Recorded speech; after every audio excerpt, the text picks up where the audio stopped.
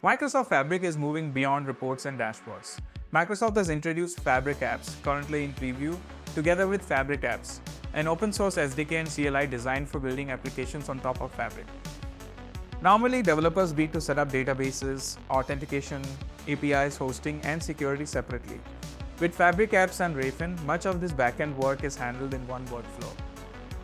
Developers can define the data models using TypeScript, and Rayfin can generate the database schema, APIs, authentication, and other backend services. The application can then be deployed to Microsoft Fabric using a simple command. The most exciting part is that these applications can run on top of trusted enterprise data. Microsoft Fabric already brings together data engineering, data science, databases, real-time intelligence, and Power BI in one unified platform.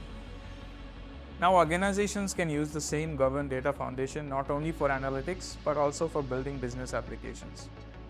This could support use cases such as inventory management, financial planning, sales tracking, internal tools, and AI agent applications. We are moving from data to reports towards data to reports in business applications.